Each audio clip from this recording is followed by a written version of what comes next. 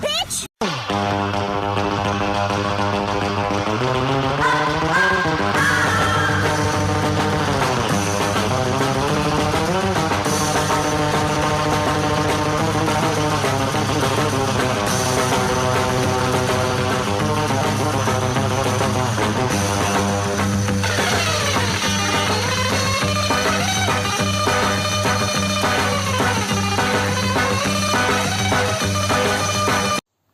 Bonjour à tous et à toutes, bienvenue pour cette nouvelle vidéo. Aujourd'hui, on se retrouve pour le 7e volet sur le retour de mes 10 derniers films que j'ai vus.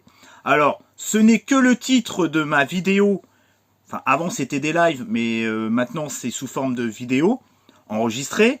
Alors, ce n'est que le titre, hein, ne vous fiez pas à ce titre, c'est juste un titre exemple. Il y a toujours plus de 10 films à chaque fois. Voilà, ne me dites pas dans les commentaires, ah bah en fait t'as parlé de plus de 10 films, oui c'est le but, c'est le concept même de ma vidéo. Je dis le retour de mes 10 derniers films que j'ai vus, mais il y a toujours des petits bonus avec des films quasiment le double de ce que j'annonce au départ. Voilà, c'est un petit bonus pour faire plaisir, voilà. Et parce que bon, ça aurait été compliqué de faire un titre à chaque fois que différent, à chaque fois que je regarde... à chaque fois que je fais une nouvelle vidéo de ce genre, quoi. J'aurais pas mis le retour des 15 derniers films, le retour des 17 derniers films. Ça aurait été beaucoup trop long, beaucoup trop chiant et pas facile à organiser. Alors, on commence par un film d'animation de 1967, qui est un Disney. Je parle, bien évidemment, je dis bien évidemment, mais j'ai pas encore dit le titre. Le Livre de la Jungle, qui est un excellent film d'animation, avec une animation atypique de cette époque-là, encore en Technicolor. Alors ce que j'aime bien, c'est toute la relation entre les êtres humains et les animaux. On voit qu'il y a une petite subtilité, un petit message entre les hommes et entre les animaux de la jungle. Ce qu'ils veulent dire, c'est il faut pas qu'ils se rassemblent entre eux. Il faut que chacun vive de son côté. C'est un peu le but principal du message du film. Il y a les êtres humains d'un côté, il y a les animaux dans la jungle. Chacun reste chez soi pour la prospérité de chaque espèce. C'est un peu ce message que j'ai bien aimé. Après, ce que j'ai bien aimé, c'est les musiques du Livre de la Jungle qui sont cultissimes. Il en faut peu pour être heureux, vraiment très près pour être heureux. Il faut se satisfaire du nécessaire. Ta-ni-na, ta-na-ni-na-na, ta-ti-ta-ti-ta-ta-ta-ta-ta-ti-ta-ti-ta-ti-ta-ta-ta. Alors, c'est vraiment au niveau des musiques, de la bande originale, il n'y a rien à redire. L'animation en Technicolor est juste magnifique. Les dialogues entre les personnages est cultissime. Il y a des répliques qui ont marqué, qui marquent encore à l'heure d'aujourd'hui. Chaque personnage, je pense à Baloo, je pense à Bagheera, comment il s'appelle, le serpent K, il y a aussi le singe roi, là, il y a des scènes qui sont emblématiques. Il y a peut-être dans le lot une chanson que j'ai un petit peu moins appréciée. Il y en a une dans le lot qui... Je crois que c'est le truc, je sais plus, c'est le... Ah, je sais plus, il y a une musique il y a une chanson dans la chanson de K, je crois. Je crois que c'est la chanson de K, mais j'en suis pas sûr. Je crois qu'il y en a une qui est un petit peu en dessous des autres. Je me suis dit, ouais, bon, celle-là, la chanson des éléphants, elle est bien. Celle-là, quand ils sont avec... le roi des singes, je sais plus ce que c'est comme singe d'ailleurs, des orang-outans, est vraiment très bien. Il en faut peu pour être heureux, bah voilà, toutes ces chansons sont cultissimes. En tout cas, c'est vraiment très bien écrit. Le scénario il est simple mais il est efficace. Ça peut plaire aux enfants comme ça peut plaire aux adultes, aux ados, à nos grands-pères, à nos grands-mères, à nos tantes, à nos oncles, à nos cousins, à nos cousines, aux petits, aux moyens, aux grands. Ça, c'est vraiment pour toute la famille et c'est vraiment excellent. Ce que j'aime bien aussi, c'est quand il est avec les éléphants aussi. C'est quand il y a la panthère noire avec les éléphants, c'est marrant. Il y a beaucoup d'humour, beaucoup de subtilité, c'est touchant. Le gamin Mowgli, il est touchant avec son ami Baloo. C'est attachant, c'est touchant, c'est C'est vraiment un bon petit film d'animation Made in Disney que je vous recommande parce qu'il est vraiment... il est vraiment très bien avec une BO vraiment très entraînante. Ensuite, le livre de la jungle 2, qui est la suite du livre de la jungle. Alors, ce qu'on peut dire, c'est qu'au niveau de l'animation, je crois que c'est plus du Technicolor, mais en tout cas, la suite est la suite directe du premier. On voit que ils nous font voir un petit peu ce qui se passe dans le village où que Mowgli a été accueilli. Allez, Mowgli a été accueilli par ce village, par les habitants de ce village. Et donc, il décide de retourner dans la jungle pour revoir ses amis. Mais sauf qu'évidemment, on lui a interdit d'aller dans la jungle parce qu'on lui a dit que c'était dangereux. Bon, il s'en doute bien vu toutes les péripéties qu'il a eues dans le premier. Sauf qu'en plus, il y a son amoureuse de la fin du premier qui se greffe à l'histoire. Et il y a toujours, le méchant qui traîne pour chasser Mowgli, quoi. Ah ouais, d'ailleurs, je vous ai pas dit dans le premier, je crois que c'est Shere Khan, voilà, il est le méchant du premier est très bien. D'ailleurs, le méchant, je le trouve vraiment pas mal. Alors, j'avais un petit reproche quand même à lui dire dans le premier. Il aurait pu être un petit peu encore plus méchant que le premier. C'est-à-dire, il est gentil, mais c'est gentil, voilà, on voit qu'il se fait un peu maltraiter par les autres à la fin. Bon, on se dit, on voit que c'est du Disney, c'est un peu édulcoré. On aurait aimé un méchant un petit peu plus incisif. Et dans le 2, il a un petit peu... J'ai l'impression que dans le 2, il est peut-être un petit peu plus vénère dans le 2, peut-être un petit peu plus flippé dans le 2, il est peut-être un petit peu plus impressionnant, peut-être. Par rapport au premier, il s'est peut-être moins maltraité, donc il est peut-être un petit peu plus impressionnant. Il porte un peu plus du charisme par rapport au premier. Bon, il est charismatique, mais il s'est moins maltraité que dans le premier. Alors, ce que j'ai trouvé bien, c'est l'animation. Je la trouve peut-être un peu plus moderne, mais la nouvelle technique d'animation ne gâche pas le Technicolor, enfin l'animation du premier. Ça ne gâche pas l'expérience du premier, le fait de voir cette suite. Ils ont bien respecté l'animation du premier, tout en y apportant de la modernité. Et moi, je trouve que les musiques, par contre, sont beaucoup moins marquantes. Ça fait plaisir de retrouver Baloo, Bagheera et tout. Un grand kiff. Et bon, ok, ça casse peut-être le message du premier. Oui, je peux pas le nier. Oui, ça casse le message du premier. Ça peut être un défaut, mais bon, ils ont voulu faire plaisir aux fans du premier. Moi, j'aime bien moi, j'ai une préférence pour le premier, mais le 2, il est pas nul en soi, quoi. Il tient la route, quoi. Il est plutôt, c'est une bonne suite digne héritier du premier, quoi, en apportant une petite modernité dans l'animation. Et bon, là, les musiques, c'est un peu moins bien quand même, faut le reconnaître. Mais le 2 est tout aussi bien. On y apporte un petit peu une femme dans la jungle, donc c'est un petit côté. On y apporte un peu du féminisme dans celui-là parce qu'il y a une femme qui rentre en jeu. Sans faire des caisses, je trouve que c'est plutôt bien fait, il y a toujours autant d'humour. Le chara-design des personnages ont pris un petit coup de jeune, donc ça joue. C'est pas de la vulgaire, je crois que... Alors, je dis pas de conneries, moi j'ai un peu du mal, je confonds un peu. Il me semble que c'est en 2D, hein, le 2 est aussi en 2D, quoi. Vous me direz dans les commentaires parce que j'ai tendance un peu à me mélanger parfois. Je crois que c'est de la 2D. Et en tout cas, c'est une très bonne suite. Donc, je vous recommande de regarder le livre de la jungle et le livre de la jungle 2. Je poursuis avec une petite comédie. Alors, à la base, Jeff Panaclock avec sa marionnette Jean-Marc sont très connus à la télé, dans ses sketchs, quand il fait ses spectacles et tout. C'est un duo qui fonctionne à merveille. Ce ventriloque, il est pour moi excellent, irrévérencieux parce que ça balance sur la politique, ça balance sur beaucoup de choses. Il a un petit côté irrévérencieux qui pourrait pas se permettre seul, donc le fait d'apporter sa marionnette, ça apporte un petit côté irrévérencieux. Pour moi, Jeff Panaclock, c'est quand même, c'est pas aseptisé quand même. Il apporte, on voit que c'est pas aseptisé quand il fait ses spectacles. Là, dans le film, il y a... C'est vulgaire, mais sans être trop vulgaire. Il y a toujours ce petit côté irrévérencieux avec la marionnette qui fonctionne. Quand il lui parle de main au cul et tout. Ah, bordure. Ah, il y a un petit peu d'humour. L'humour, vous savez, qui passe mal dans les années de nos jours. Là. Ah, j'aime bien parce qu'ils refont un peu d'humour comme ça.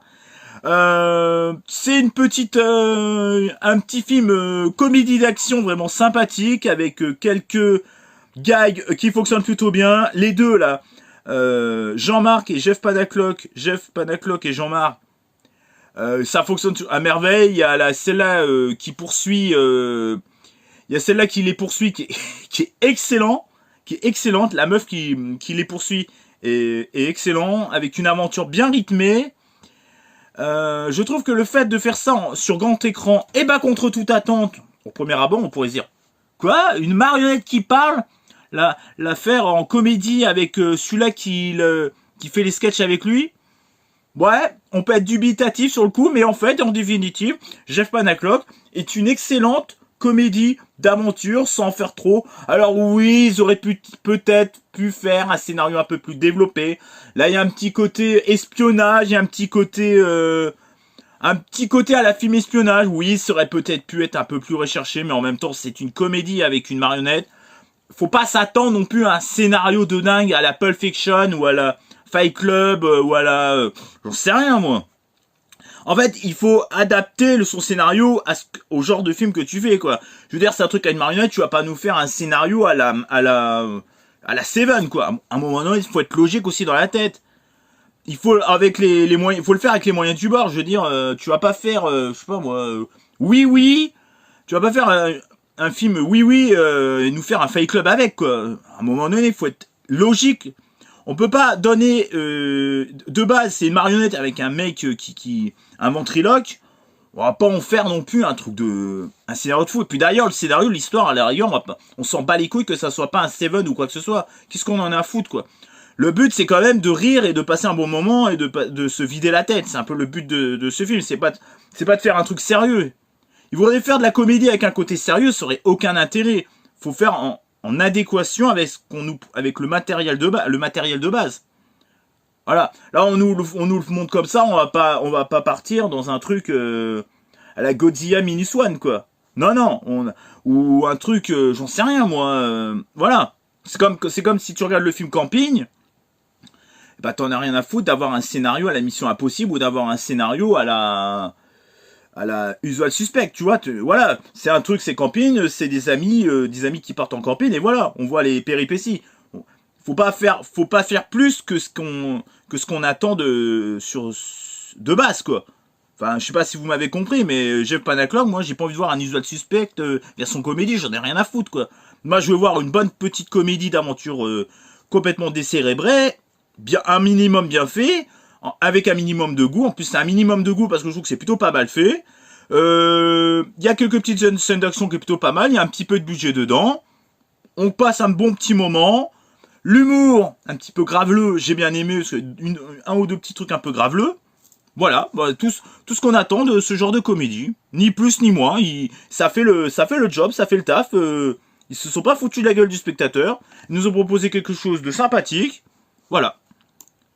Ensuite, Mes Amours de Noël. Alors, Mes Amours de Noël. Alors, bah, c'est un téléfilm de Noël, hein. Oui, il y en a toutes les semaines sur Gulli. Une romance de Noël. Alors, ce que j'ai bien aimé, c'est l'actrice. L'actrice et l'acteur, enfin, le duo, on va dire, qui va se former pour former un couple. C'est un peu toujours ça, les contes de Noël. Ce que j'ai bien aimé, c'est l'artisanat face aux grossistes. Il y a tout un message autour de ça. Les thématiques sont plutôt sympas. Et ce que j'ai bien aimé, c'est que c'est une histoire où c'est une femme qui est tiraillée entre son petit ami et son patron. Et je trouve que c'était vraiment un bon petit téléfilm de Noël, très sympathique. Vraiment, celui-là, je trouve qu'il est drôle et touchant, il est plutôt bien fait et j'ai passé vraiment un bon petit moment. Alors, je vous avouerai que ça fait un petit moment que je l'ai pas vu, je me rappelle plus en détail. C'est ça un problème, un peu le problème des téléfilms de Noël. C'est quand on en revoit à l'appel comme ça, on oublie l'essence même, mais j'avais bien aimé le pitch entre le patron, entre son patron et son petit ami. Il est allé tirailler entre les deux.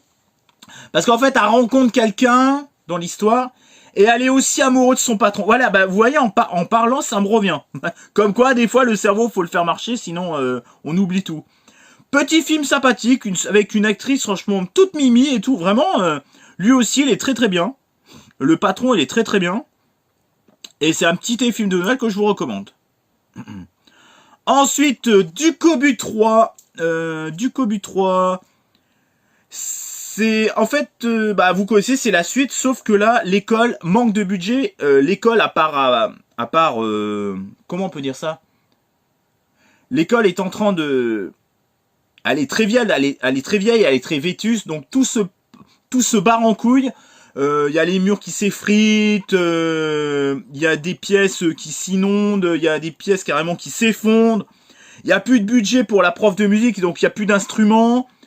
Il y a de moins en moins de matériel pour les profs et tout. Enfin, c'est une école, à cause du manque de budget, l'école est prête à fermer, c'est de pire en pire, et ils trouvent cette idée géniale de mettre 10 cobus à contribution pour participer à un concours et pour pouvoir gagner évidemment des pépettes. Donc c'est une sorte de The Voice, quoi. Ils ont pas dit clairement que c'est The Voice, mais ils l'ont fait très bien, très vite comprendre que c'était The Voice.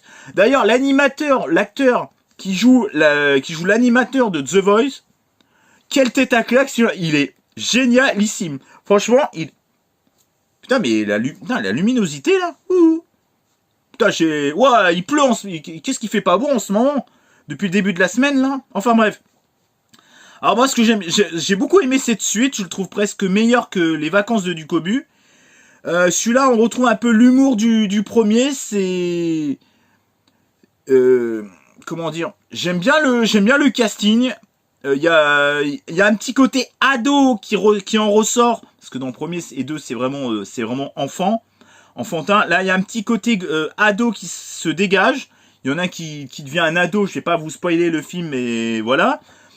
Il y a un bon casting. Ducobu est toujours Ducobu, enfin Elie Moon qui joue Monsieur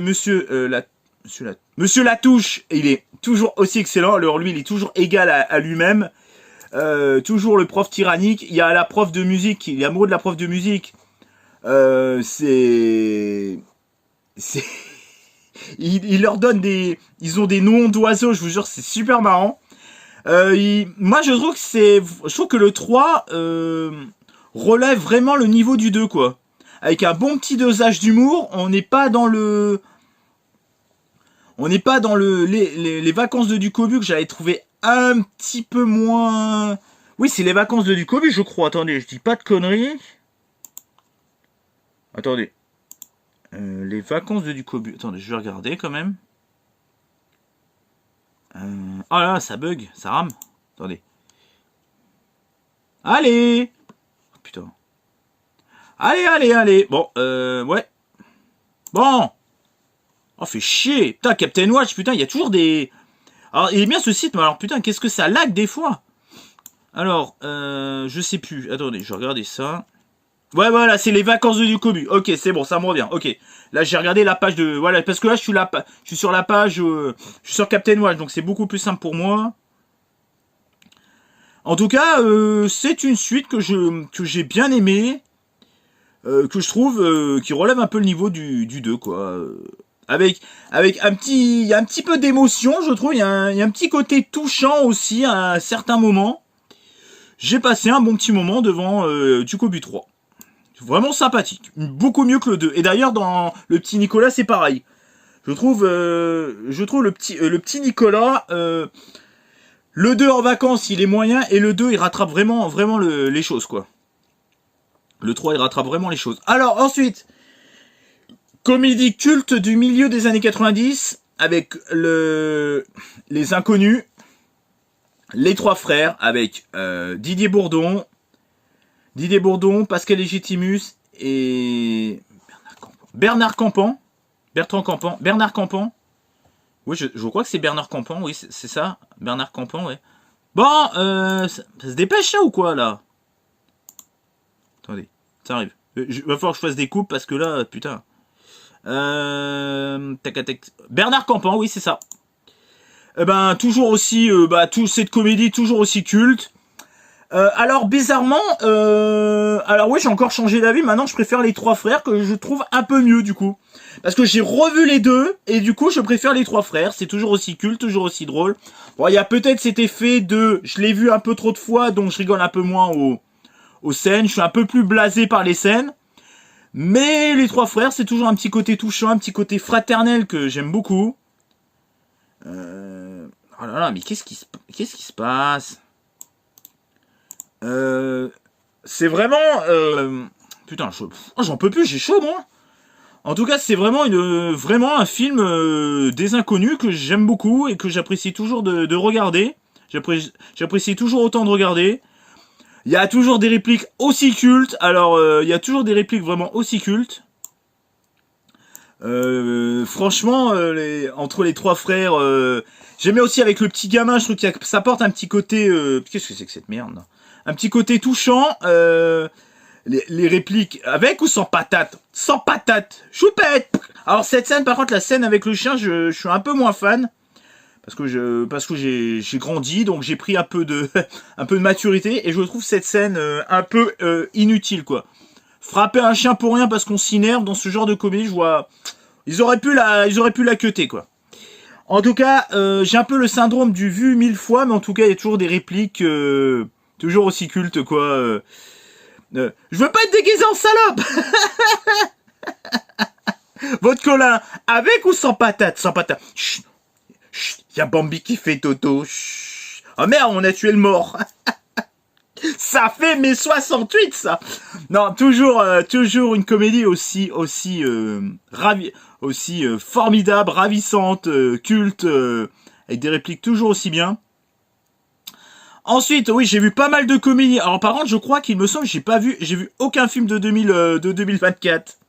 Alors j'ai vu J'adore ce que vous faites avec Artus et Gérard Lanvin. Alors, c'est l'histoire. Alors, ce que j'aime bien, c'est que je crois que dans ce film, Gérard Lanvin, il s'appelle Gérard Lanvin. Parce qu'en fait, il doit tourner un film. Et t'as ce boulet de Artus qui vient le faire chier parce qu'en fait, il est pisciniste. Celui qui répare les piscines, pisciniste. Je sais pas comment on dit, enfin bref. Il répare les piscines, sauf que, évidemment, il va tomber en kiff sur Gérard Lanvin parce qu'il est fan de Gérard Lanvin. Et il y a un petit côté touchant avec son père. Vous allez voir ça. Il y a un petit, je crois que c'est avec son père. Pourquoi il aime autant ce film? Il y a une petite anecdote vraiment très touchant. C'est une petite comédie que j'apprécie bien. Pour moi, c'est un peu parce que Gérard Lanvin, il avait joué avec Benoît Poelvoorde dans Le Boulet. Pour moi, c'est un peu Le Boulet 2.0. Ce que j'aime bien, c'est Gérard Lanvin qui joue un petit peu le mec un peu blasé, un peu aigri. Il va se retrouver avec entre guillemets avec un jeune un petit peu excentrique. Donc ça va lui faire changer un peu ses habitudes et tout. Il y a aussi le Canadien qui joue le producteur ou réalisateur, je sais plus. Je crois que c'est le producteur, réalisateur-producteur, qui joue plutôt bien aussi. Je trouve que ça forme vraiment un bon trio. J'ai bien aimé aussi tous les décors parce que c'est des décors de tournage de films. Donc moi qui aime bien le cinéma, bon, je suis pas à fond dans les coulisses du cinéma. Je suis pas ce genre de cinéphile là. Moi je suis plus regarder le film plutôt que de voir ce qui se passe à côté. En tout cas, il y a beaucoup d'humour, il y a un petit côté attachant, touchant des personnages que j'ai bien aimé. Je trouve que J'adore ce que vous faites est vraiment une petite comédie sympathique. Voilà. Alors là, on va parler... on va parler de Pearl Harbor de Michael Bay. J'espère que je l'ai bien prononcé. Alors, que dire de ce chef-d'œuvre? Déjà, premièrement, je trouve que l'action, les scènes de vol, que ça soit en l'air ou les plans aériens ou les plans au sol, sont juste magnifiques. La durée du film, même si elle dure presque 3 heures, est parfaitement bien rythmée, parfaitement bien calibrée pour nous parler de ce scénario entre les Américains et les Japonais sur ce qui s'est passé à Pearl Harbor, à Hawaï, quand les Japonais ont décidé de faire la guerre aux Américains. Il y a tout ce processus de début où on voit un petit peu se mettre en place la guerre entre les Allemands, les Anglais, les Japonais et les Américains. On voit qu'il se passe toute cette trame autour de cette guerre. On voit que autour des Américains, on pense qu'ils ne vont pas être touchés par cette guerre, mais que nini, en définitive, en définitive, les Américains sont eux aussi pris pour cible dans cette guerre, eux qui se croyaient à l'abri et tout. Il y avait juste un peu l'embrouille entre les Américains et les Anglais, où c'était déjà dessiné dans le paysage de cette Seconde Guerre mondiale. Là, le fait de nous mettre des Américains, des Japonais qui se vengent, qui décident de bombarder l'un des grands ports de l'armée au temps de la Navy à Hawaï, c'est-à-dire ils étaient tous positionnés dans cette base aérienne, dans cette base nautique plutôt nautique, dans toute cette base à Hawaï, et que les Japonais ont décidé de leur faire la guerre et mettre en plus une trame narrative avec une romance, un trio amoureux entre son premier mec, alors qu'ils sont amis depuis la naissance, mettre cette trame narrative déjà commencée en nous mettant ce lien fraternel entre deux hommes depuis leur plus jeune enfance, voilà, et nous mettre une femme au milieu pendant toute cette durée. Nous mettre le premier personnage qu'on pensait à l'abri, nous le mettre en Angleterre, pour après que l'autre personnage, qui était le meilleur ami de celui qui est parti en Angleterre, ce qui doit se passer, je vais pas vous spoiler, après elle se met en couple avec lui, il y a un retournement de situation qui fait que, voilà, le truc, il y a tout cet arc narratif, ce trio amoureux, c'est un peu cet amour impossible à trois, mais bon, ils font pas de partous non plus. Hein. Il y a toute cette trame que je trouve magnifique. Les plans aériens sont juste somptueux. Nous parler de cette façon-là, de cette guerre, nous faire voir en détail, les combats aériens aussi bien faits, aussi précis, nous le faire voir d'une façon très cruelle, parce que après, une fois que, alors au début il se passe pas grand-chose. Mais après, quand les Japonais commencent à attaquer il y a toute une trame narrative autour de ce combat, autour de comment on appelle ça, autour de cette bataille où que les Japonais décident de tout bombarder. Ça dure pendant plus d'une demi-heure, mais c'est intense. Je sais même pas s'il n'y a pas des plans séquences à certains moments. Tout en détail, ça ne s'arrête jamais, péripétie sur péripétie. On voit les personnages ils deviennent torturés au fur et à mesure de cette scène qui dure éternellement. Ce que j'ai bien aimé, c'est intense. On voit aussi que les femmes à l'époque avaient un rôle important et clé. Putain, je parle de ce film et je kiffe, j'en baffe quoi. Nous parler de ces femmes, de ces femmes qui étaient là aussi pour séduire les hommes, parce que elles le voulaient aussi, hein. Attention, hein. A décidé de, voilà. Mais on voyait aussi une autre façon de voir les femmes qui aidaient ces soldats à s'en sortir et à les soigner. Elles étaient là, elles faisaient partie d'un travail aussi ératant que les hommes, peut-être pas aussi ératant, enfin. C'était tout comme quand même. Hein. Je suis désolé, il y a une belle égalité homme-femme que je trouve plutôt intelligente, sans nous mettre du féminisme mal intentionné, sans nous mettre du féminisme cancer, j'appelle ça cancer. Là, c'est très intelligemment, on met les femmes au même piédestal que les hommes, sauf que elles font tout ce qui est médecine et les hommes font tout ce qui est guerre. Ils se rapprochent mutuellement, ils s'entraident. les plans aériens, les effets spéciaux, mais quand ils bombardent, quand les Japonais bombardent le port. Oh. En plus, ce que j'aime bien, c'est que Michael Bay, il nous met les corps de ses victimes. Il ose les montrer, il ose montrer l'immontrable, quoi. Je sais pas comment on dit, mais en tout cas, c'est pendant 3 heures, c'est que du bonheur visuel. Le scénario est magnifique, la romance est magnifique. Le fait de nous parler de cette façon-là, de cette histoire, de notre histoire, enfin de l'histoire de l'Amérique, au cœur de ce tragique événement, et de voir aussi le côté vengeance aussi, le côté vengeance après quand il se retourne au Japon, il y a un petit côté, guerre du Vietnam qui s'en dégage, qui est vraiment bien. Le pont, ça me fait penser un peu au pont de la rivière Kwai. Je crois que c'est un peu similaire. Les acteurs, mais que dire des acteurs, sont juste, ils sont magnifiques, ils sont juste magnifiques. Tout est parfait dans ce film. Quand je vois que la moyenne sur Captain Watch est de 5,4, je pense qu'à un moment donné, il faut peut-être que certains... Ouais, il pleut. Je pense que certains devraient arrêter de regarder des films.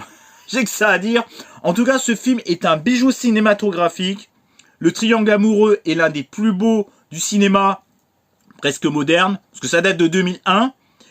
Ce film est largement sous-coté à cause de quelques petits connards qui ont décidé de tacler ce film parce qu'il a un petit côté patriotique. Donc il y a des petits connards qui gâchent le film, qui gâchent l'expérience parce qu'ils trouvent soit trop niais, soit il y a trop de romance, soit on change un peu l'histoire, soit on nous fout parce qu'on nous fout du patriotique, parce qu'on soutient la Navy. À cause de ces petits connards, ce film a une mauvaise réputation. Et j'espère qu'on va redorer le blason de ce film, qu'on va tous se lever, qu'on va tous regarder ce film pour pouvoir un petit peu lui redonner ses notes de noblesse. Voilà, j'ai que ça à dire. Regardez ce chef-d'œuvre de Michael Bay, même si je prononce mal son nom, il a fait un chef-d'œuvre vidéoludique. Est-ce que j'ai vidéoludique, cinématographique. Et ce que j'aime bien aussi, c'est qu'il a une petite touche, une petite note à la Top Gun. Un petit touche à la Top Gun qui fait bander. Comme dirait... comment il s'appelle le youtubeur là, barbu là. Ah, je sais plus comment il s'appelle. Bon, c'est un peu pris la tête, mais bon. En tout cas, regardez Pearl Harbor, c'est un putain de fucking bon film. Tout est parfait dans ce film. C'est 3 heures de bonheur. Et que dire de la bande originale? Je vous en parle même pas. Alors ensuite, je sais même plus où on en est. Le Paris, le Paris qui est un petit peu la suite des Trois Frères, sauf que cette fois on retrouve que Bernard Campan et Didier Bourdon, Pascal Légitimus n'est pas dans ce film. Jolie petite satire sur le fait d'arrêter de fumer. Des répliques assez cultes. Bien, pas bien. Moi, ce que j'aime bien, c'est qu'en fait, je suis attaché un petit peu à ce film parce que j'ai arrêté de fumer à peu près en même temps que ce que raconte l'histoire. Moi, je trouve que après 15 mois d'arrêt, un sans faute avec un 0,2 sur l'échelle du désir. Voilà, j'avais mis ça en critique. En tout cas, c'est un film que je trouve super sympa, quoi. Bon, c'est peut-être pas aussi subtil que Les Trois Frères au niveau du scénario, mais le fait d'arrêter de fumer et tout, voir un petit peu toutes les péripéties du fumeur, je ne suis pas trop d'accord avec eux, j'étais pas aussi addict qu'eux. Il y a une vérité, mais c'est peut-être une vérité un petit peu extrapolée, mais dans l'ensemble, c'est un bon film des inconnus, qui, on s'en lasse pas, et voilà, c'est culte. C'est tout simplement culte. Ensuite, 28 semaines plus tard, qui n'est pas la suite, qui n'est pas réalisé par Danny Boyle, pour le coup. D'ailleurs, le 3 sera par Danny Boyle, mais le 2, je vais pas cliquer. Bon, si, je vais cliquer dessus. Alors, ce que j'aime bien là-dessus, c'est qu'en fait, c'est qu'on part directement par rapport au premier, avec il me semble que c'est avec un autre personnage, sauf qu'il va se retrouver dans une ville une ville qui a été désinfectée des zombies. On voit que tout commence à se passer bien parce que ça fait des semaines qu'il n'y a pas eu le virus, ce fameux virus. Alors ce que j'aime bien, c'est que c'est très ce film est très psychologique parce que il va rien se passer. Il va y avoir quelque chose d'effroyable entre les citoyens et l'armée. Là, il y a une petite satire aussi sur l'armée américaine. C'est tout le contraire de Pearl Harbor. Quand l'armée décide que c'est comme ça, quitte à tuer des gens innocemment. Voilà, on y va comme ça. Voilà, c'est le côté très borné de l'armée. Ça fait froid dans le dos. Le film, il est assez sanglant. Il y a la scène où la scène où l'armée bute tout le monde. C'est très il y a un petit côté très effroyable. C'est très effroyable quand même de voir ça. Il y a un petit côté très flippant. Et ce que j'aime bien aussi, c'est que, en fait, c'est pas forcément les zombies qui sont dangereux, mais c'est l'être humain. On voit que c'est presque à la fin, c'est plus les êtres humains qui sont plus dangereux que les zombies en eux-mêmes. Il y a cette petite symbolique, ce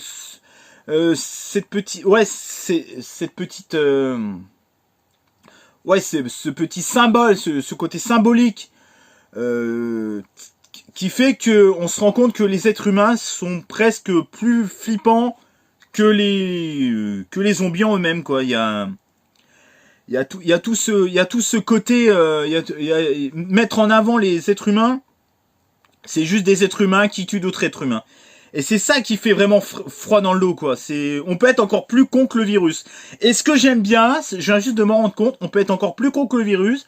C'est exactement ce qui s'est passé avec le Covid et avec le gouvernement, les lois permissives, les lois anti-démocratiques et tout. On voit un petit peu ce qui s'est passé quand les gouvernements des différents pays ont essayé de nous tester pour voir jusqu'à où ils avaient le droit d'aller, hein. Parce que les droits de l'homme ont été beaucoup bafoués. Les lois ont beaucoup été bafouées pendant le Covid, jusqu'à où on a été. Le pire, c'est tous ces connards sur Twitter, ces pro-vaccins là qui étaient pour qu'on soit enfermés et tout, ces enfermistes, j'appelle ça, qui étaient encore plus dangereux que le virus d'ailleurs. Pour moi, ces gens-là, on devrait les foutre en tôle. J'ai que ça à dire. Et là, dans ce film, bah, c'est pareil. Hein, c'est voilà. Vous avez, on vous donne des ordres. Vous devez respecter les ordres, mais même si vous trouvez les ordres complètement débiles, eh ben vous devez le faire quand même. C'est exactement le cas du Covid-19.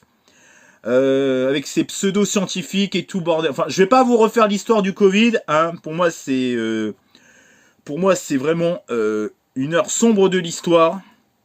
Et le pire, c'est qu'il y en a qui disent bravo, on a sauvé des vies. Espèce de connard, moi.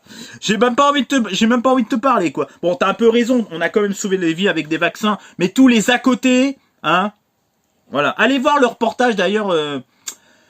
Putain, je sais plus comment ça s'appelle. Il y a un reportage qui avait été fait, qui avait fait polémique aussi. Hold Up. Regardez le documentaire Hold Up. Même s'il y a peut-être quelques trucs à débunker par-ci par-là, il y a peut-être des petits détails à débunker qui sont faux. Le plus gros est vrai. Le plus gros est quand même assez vrai dans ce qu'ils disent. Il y a peut-être des petits trucs à débunker. Mais voilà. En tout cas, 28 semaines plus tard, à une petite symbolique entre les êtres humains qui fait vraiment froid dans le dos. Et ce que j'ai bien aimé, c'est toute l'équipe, les acteurs et tout. En tout cas, qu'est-ce que j'ai mis comme critique? Un second opus encore plus intense que le premier. Oui, je le trouve beaucoup plus intense. Et beaucoup plus psychologique aussi. Qui reprend les bases, en y ajoutant une civilisation ultra fragile, une seule étincelle et tout repart de plus belle. La tension s'installe, le danger est permanent, les scènes sont dures humainement et psychologiquement. Alors, ensuite, qu'est-ce que j'ai regardé l'Histoire sans fin, qui est l'histoire d'un petit gamin qui n'a pas confiance en lui et qui va lire un bouquin imaginaire, enfin un petit peu un livre un peu fantasy, heroic fantasy un petit peu, et il va le lire dans son école, dans un étage, mais sauf que le livre va être un petit peu plus vivant que ce qu'il peut croire, grâce à son imagination. Et ce que j'ai bien aimé aussi, c'est tout ce qui est les décors en practical effect, les personnages en practical effect, J'ai bien aimé, c'est les décors en carton-pâte. Enfin, vraiment, c'est le côté manuel de ce film, j'ai beaucoup aimé. C'est un petit conte que j'ai bien aimé parce que ça redonne confiance aux enfants. C'est une petite aventure fantastique, vraiment formidable, avec des personnages attachants. C'est une aventure qu'on aurait rêvé de voir enfant. Moi, je l'ai pas vu étant enfant. Il date de 1984 avec une fin, comment dire, avec une fin surprenante. J'ai halluciné de cette fin. La fin, elle est juste magnifique. Je m'y attendais pas du tout. Je trouve que le côté practical, les personnages et tout, ont pas trop mal vieilli. Je trouve que ça tient la route encore aujourd'hui. Bon, même si, bon, ça fait un peu pâle copie par rapport à certains films à gros budget d'aujourd'hui. Mais je trouve que franchement, on voit qu'il y avait du budget pour l'époque et que c'est plutôt bien fait. Ce que j'ai bien aimé, c'est les personnages, le chien, le grand chien, je sais plus comment ça s'appelle. Et j'ai beaucoup aimé le retournement de situation, le final quoi. Faudrait que je révise un peu le final parce que j'ai un peu perdu. J'ai vu d'autres films. Donc ce que j'ai bien aimé aussi l'actrice qui incarne je crois que c'est la reine. Joli petit film sur l'imagination des enfants et tout. Ça donne envie aux enfants de lire aussi. Je trouve ça très intelligent. Mélanger un petit peu le fantasy, la lecture, le vrai et l'IRL. Non, pas l'IRL. Le vrai et le côté IRL. Non, attends. Le côté vrai et le côté fiction. Voilà, pardon, excusez-moi, je me suis un peu mélangé. En tout cas, l'histoire sans fin, moi, j'ai beaucoup apprécié. C'est pour moi du très sympathique. Alors, il faut peut-être un petit temps d'adaptation pour. Il faut un petit temps d'adaptation. Je crois qu'il y a de l'émotion, il y a beaucoup d'émotion aussi. Il y a un tout petit peu d'humour quand le chien, putain, qu'est-ce que je raconte? Quand le cheval meurt, décède. On est un peu triste, on a les boules quoi. Ce que j'aime bien aussi, c'est quand la planète elle explose. Ça part vraiment à la fin, ça part vraiment dans un truc waouh quoi. Franchement, ça fait penser à Richard au pays des livres magiques un petit peu. Il y a un petit peu un truc comme ça. En tout cas, super film. Bon, il y a peut-être quelques petites choses à revoir, mais dans l'ensemble, j'ai pas vu de gros défauts. Enfin, un petit temps d'adaptation. Alors ensuite j'ai vu La Boom, classique, la musique de La Boom de 1980 classique, une Sophie Marceau magnifique, des acteurs, attendez, bon ça bouge son cul ça, un Claude Brasseur et un, allez, attendez.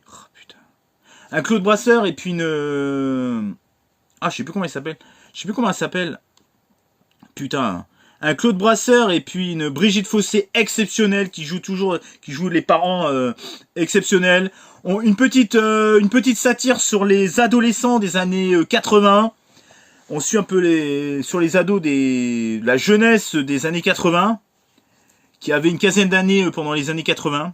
Donc moi, c'était pas ma génération non plus quoi. Ce film est juste formidable et touchant, émouvant avec on voit un petit peu les premiers émois de cette adolescente, les premiers amours de cette adolescente, c'est mignon, c'est entre enfantin et adolescent, c'est vraiment ce film, il est majestueux. Par contre, je préfère le 2 parce qu'il a un côté un petit peu plus mature. Donc ça nous parle un peu plus vu qu'elle est un petit peu plus âgée. J'avais marqué un second classique. Pourquoi un second classique? Ah mais merde, je suis dans le 2 moi. Un classique mémorable sur les adolescents des années début 80. Une bande originale merveilleuse. Des ados normaux, ça fait du bien. Au moins, ils pensaient pas à changer de sexe, eux. Voilà, j'ai marqué ça dans mes critiques. Que dire du casting? Juste parfait. J'aime la relation entre les deux parents en parallèle. C'est vrai qu'il y a il y a l'histoire entre Sophie Marceau et ses déboires amoureux d'adolescents, mais il y a aussi tous les déboires en tant que parents qui ont qui vit avec cette adolescente. Donc il y a entre les parents et l'adolescente, mais il y a aussi la vie de couple. Et c'est ça que j'aime bien en parallèle, c'est super bien fait de mettre en parallèle ces deux mondes, quoi, voilà. Et le désir l'un pour l'autre des parents, j'aime bien aussi qu'ils mettent en avant l'histoire des parents, quoi. Ce n'est pas qu'une histoire d'adolescent, ce film. Et évidemment, La Boum 2, qui est la suite de La Boum, que je trouve une Sophie Marceau beaucoup plus mature. La poupette, la grand-mère est toujours aussi exceptionnelle. Comme dans le premier d'ailleurs. Avec un côté un peu plus mature, donc on s'attache peut-être un peu plus, en tant qu'adulte, on s'attache peut-être un peu plus à Vic, donc à Sophie Marceau. Les parents, toujours mis en avant. Non, franchement, le récit peut-être un peu moins percutant que le premier, c'est peut-être un petit poil moins bien fait, mais le côté nostalgique fonctionne toujours aussi bien, et c'est un excellent diptyque. Et il y a aussi des nouveautés en termes de chansons d'ailleurs on les confond entre les deux. Moi j'ai du mal avec les deux de les reconnaître. J'ai un peu du mal au début, je fais mais c'est pas celle-là du premier. Mais non, c'est celle-là du. Et en fait bon, les deux sont aussi bien l'une que l'autre. En tout cas, La Boum 2 pour moi, elle n'a pas à rougir du premier, ça reste dans la même veine et c'est excellent. Un Noël Country. Alors ce que j'ai bien aimé, c'est en fait, c'est son frère qui part. Attendez, non c'est pas. Si c'est son frère et un pote à lui qui part à l'armée. Ils reviennent à l'armée. Elle va tomber amoureuse. Va tomber amoureuse. Son frère, il est tiraillé entre ses parents et l'armée. Oui, je crois que c'est le truc de l'armée. Je sais plus. Ce que j'aime bien, c'est qu'en fait, ses sentiments sont mélangés entre l'armée et son nouveau petit ami. Il y a toute une trame entre l'armée et la romance, entre elle, l'armée, et puis son frère, et puis son nouveau petit ami. J'ai trouvé vraiment ce film très sympathique. Ce que j'aime bien, c'est que l'actrice, elle est super mignonne. Elle a un petit côté à la Kate Middleton, mais en beaucoup plus joli. C'est très enjoué comme film, c'est très feel good. J'ai passé vraiment un super moment. Les enjeux sont peut-être minces, mais il y a tellement de sincérité qui se dégage de ce petit téléfilm de Noël que j'ai plutôt bien apprécié. Un film de Noël où les sentiments se mélangent à celle de l'armée et de sa carrière de chanteuse. Oui, parce que elle est tiraillée aussi entre partir je sais plus où ou faire et être chanteuse. Je me rappelle plus trop exactement, mais je trouve ce téléfilm simple, touchant, efficace et sincère. L'actrice principale est magnifique. Elle ressemble à Kate Middleton en plus belle. Les enjeux sont minces mais présents. Donc, petit téléfilm de Noël, très sympathique, toujours sur Gulli. Ensuite, Nos jours heureux. Nos jours heureux. Un petit film, je crois que 2006, il me semble que j'allais sur mes... Je crois que j'avais 18 ans. Ça, c'est le film de mon début de... Fin d'adolescence, début adulte. Nos jours heureux. Mais quel casting merveilleux avec cette colonie de vacances avec cette colonie de vacances là, juste extraordinaire, qui nous rappelle un petit peu les colonies de vacances des années, je sais plus, c'est quelle année déjà, des années 90 je crois. Nous faire voir un petit peu cette colonie de vacances avec ses animateurs de colo qui sont tous formidables. Jean-Paul Rouve, le Québécois là qui gueule, l'autre hystérique au début, elle est toute timide. Après, espèce de connard, tu es le roi du chieur. Et puis là, elle prend le gamin, le balance dans la piscine avec elle, enfin avec elle ou sans elle, je me rappelle plus. C'est hilarant, c'est super, c'est touchant, c'est super drôle. Il y a même une scène un petit peu limite, je trouve, quand Jean-Paul Rouve s'en prend à la meuf là. Je trouve que pour une comédie un peu familiale, je trouve que bon, un petit côté un petit peu... voilà, ça peut choquer quand même de s'en prendre à cette femme quand même dans ce coup. Même moi, ça m'a un peu... J'ai toujours pas aimé... J'ai jamais aimé vraiment cette scène. Bon, ça lui permet un peu de se forger un caractère à la meuf là, qui devient... Après, qu'est-ce qu'elle devient vulgaire après. C'est colis de vacances très touchant. Il y a même... Celui-là qui fait la bouffe, là, les couscous, les trucs bien lourds, lui, il est Benguigui, ouais, je crois que c'est Benguigui, il est excellent, il est excellentissime. Il y a de la romance, ça baise, c'est... En plus, c'est tourné vers chez moi, en plus, vers la Charente-Maritime. Pour moi, c'est un film culte des années 2000 sur les colonies de vacances. Pour moi, c'est le digne héritier de Scout Toujours, qui était avec Gérard Jugnot, de 1985. Excellent film, excellente petite comédie familiale. Ça nous rappelle à nous tous aussi. J'aime bien aussi, on nous fait voir un petit peu que les parents sont inquiets de laisser leurs enfants. Après, lui doit laisser lui aussi ses enfants. On voit un petit peu toutes les mécaniques des colonies de vacances, qui est vachement sympa à suivre, quoi. On voit aussi que les parents, ça n'a pas changé. On est toujours inquiet de laisser nos enfants à ce genre de colonies de vacances ou dans les centres aérés. Ça reflète une vérité qui n'a pas vieilli d'un poil, quoi. Et le casting est 5 étoiles. Ensuite, j'ai vu le film Van Wilder 2. Donc c'est... attendez. Ah oui, merde, je l'ai rangé. C'est Sexy Partie 2. Alors, pourquoi Ah, putain, mais pourquoi il fait de la... Ah, attendez. Alors, oui, c'est avec celui-là qui joue dans les Harold et Kumar. L'actrice, putain. L'acteur principal qui joue dans Harold et Kumar, vous savez, là, j'allais dire l'espèce d'Indien. J'ai rien contre dans les Indiens, oula, me tapez pas dessus. En plus, je l'adore en tant qu'acteur. Alors, c'est l'histoire d'un professeur qui se retrouve dans cette université, ce qui va se faire, évidemment, bâcher par ceux qui sont déjà dans le campus, par des gros bourges de merde. Et ils vont lui faire croire qu'en fait, il a été admis par erreur à cause d'une erreur de frappe ou je sais pas quoi. Donc, il se retrouve avec les nazes de l'université, avec les geeks de l'université, les nazes de ceux qui n'ont pas confiance en eux et tout. Sauf que lui, bah, il va pas se laisser faire et il va décider de faire un concours pour être lui aussi, c'est-à-dire qu'il va avoir je sais plus comment ça s'appelle aux États-Unis, une équipe, ça porte un nom, hein. Pour un ambassadeur, une équipe, pour pouvoir faire voir que voilà, c'est pas parce qu'on est geek, c'est pas parce qu'on est geek et tout que on est forcément les plus nazes de l'université. Donc il va faire en sorte de gagner. Alors c'est très sexy. Par contre c'est interdit aux moins de 12 ans. Ouais, remarque, il y a quand même des scènes... c'est pas le plus choquant, c'est interdit aux moins de 12 ans, mais c'est pas le plus choquant en termes de sexy. C'est une sorte d'American Pie, quoi. En termes de sexy, il y a beaucoup de trucs en dessous de la ceinture. C'est marrant, c'est pas trop lourd, l'humour fonctionne bien. Quelques nibards à gauche à droite, donc ça fait toujours plaisir. Bon, ça peut pas plaire aux féministes, ça c'est sûr, mais bon... on s'en fout.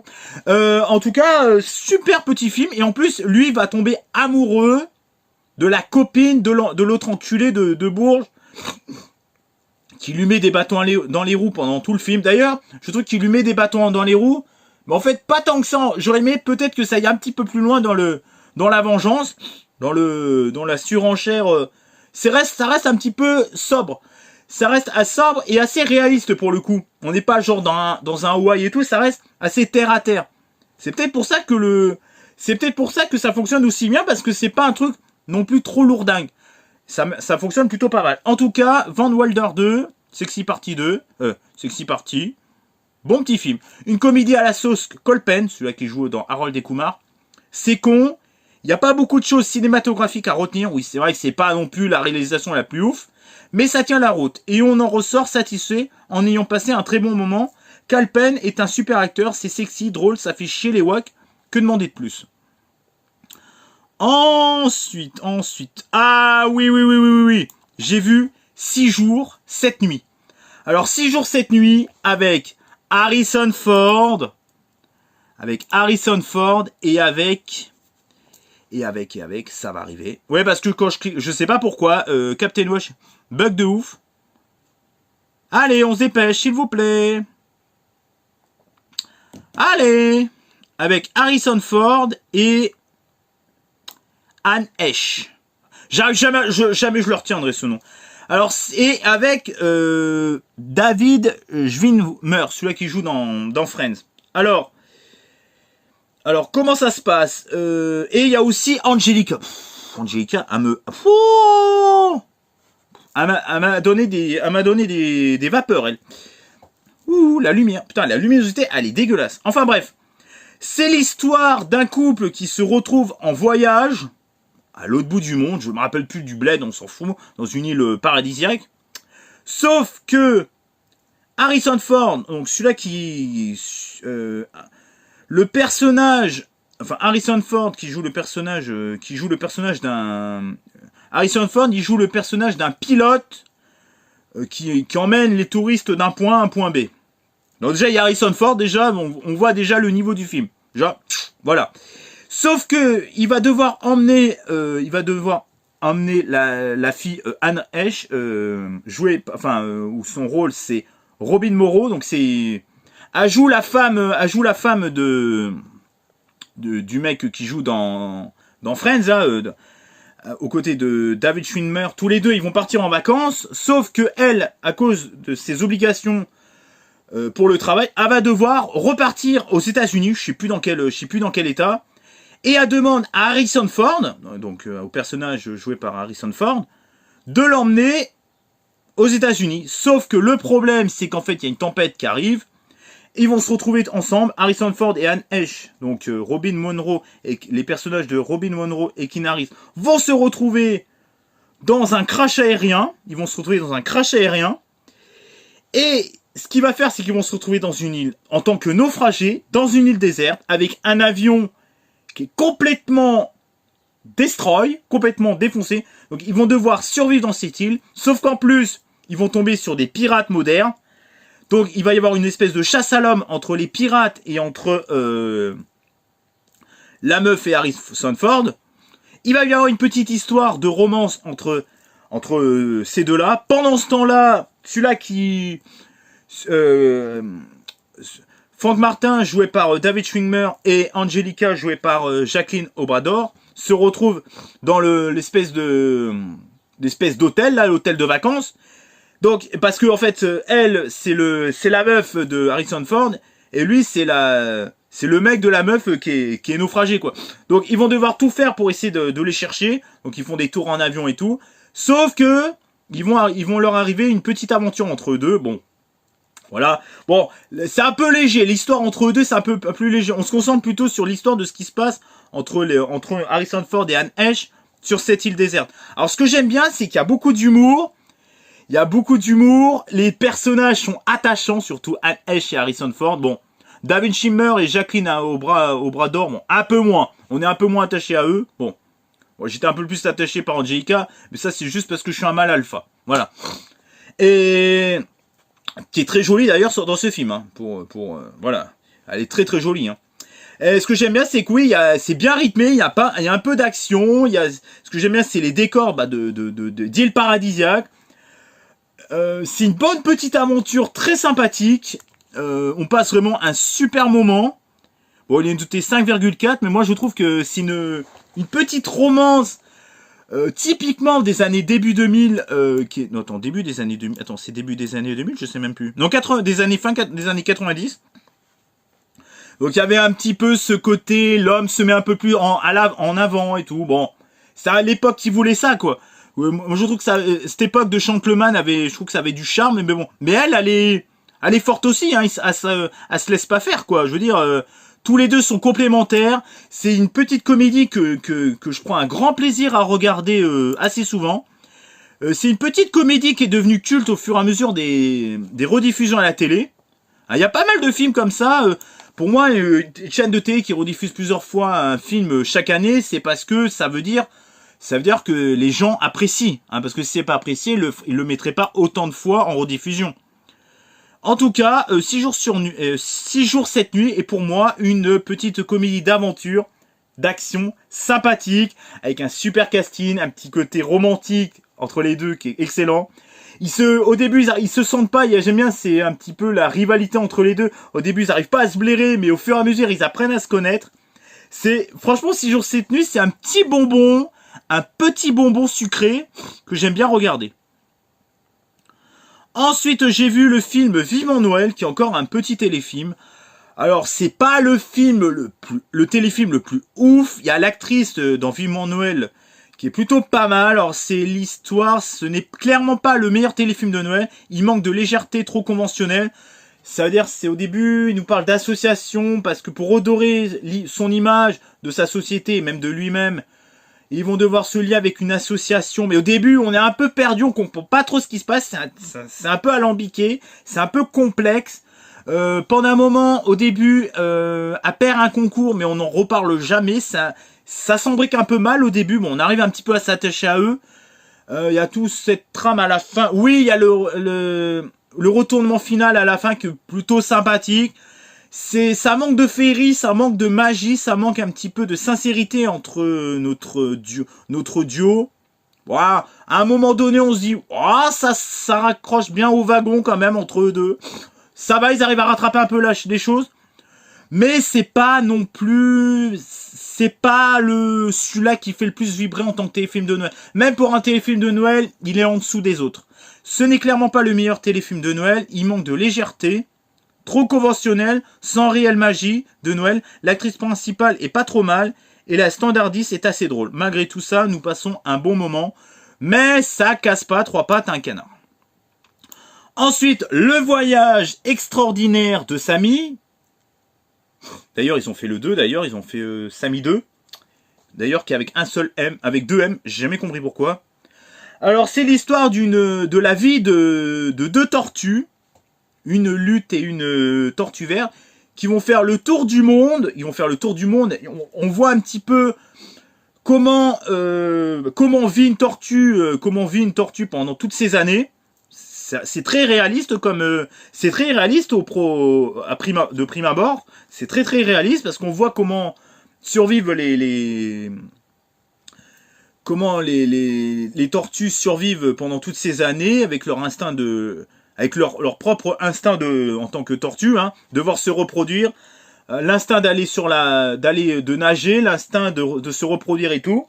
C'est assez réaliste. L'animation est magnifique. Il y a ce petit côté à la Avatar, le petit côté écologique est assez terre à terre, assez réaliste, où on met en évidence les êtres humains et les tortues. Il y a une relation très très très très bien entre les êtres humains et les tortues. Comme quoi il y a des êtres humains qui sont bien, il y en a qui sont pas bien, et les êtres humains, les tortues savent pas des fois pourquoi ils font certaines choses. C'est très intelligemment fait, c'est très bien écrit entre la relation entre les êtres humains et les tortues que j'ai trouvé vraiment plutôt bien écrit. C'est fait intelligemment, avec goût, avec cette petite aventure. On suit l'aventure entre ces deux tortues de deux espèces différentes, parce qu'il y a une tortue lutte et une tortue verte, une petite tortue verte.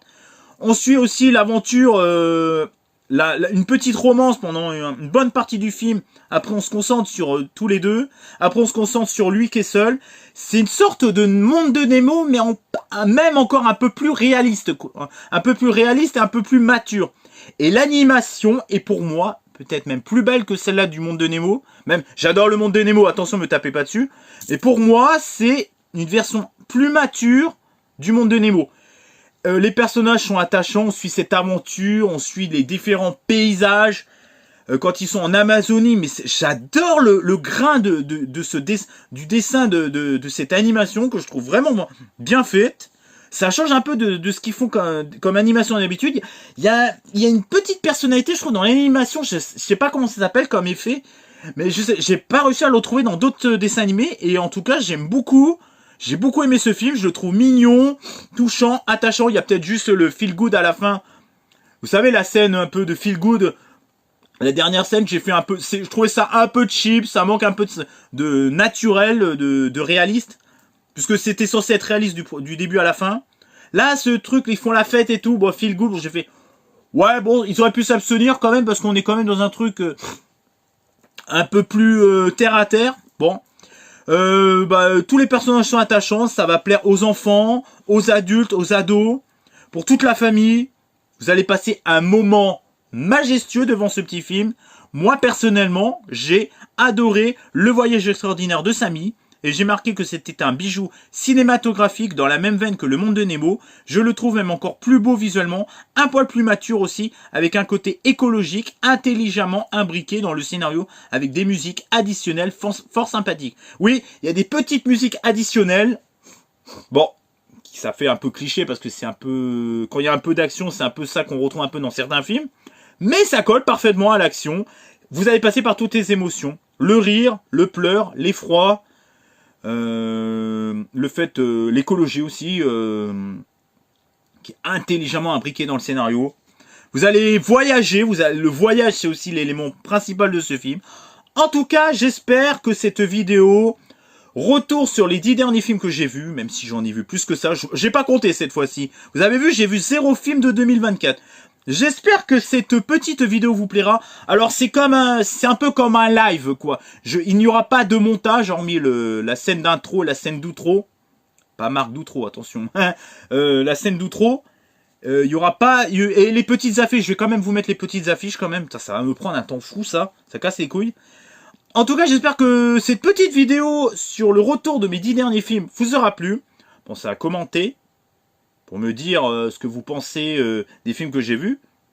Commentez, à liker, parce que bon, ça, j'ai pris quand même du temps quand même pour faire cette vidéo, plus d'une heure quand même. À commenter, à liker, à partager et activer la petite cloche pour être au courant de mes prochaines vidéos. On se retrouve pour de prochaines aventures, de prochaines vidéos, de prochains lives, de prochaines aventures, comme le voyage extraordinaire de Samy. Haha, petit jeu de mots. Allez, ciao et bye bye. Et portez-vous bien. Allez, à plus. Ciao. Et dites-moi dans les commentaires ce que vous pensez des films que j'ai vus. Je suis impatient de voir vos retours. Allez, à plus.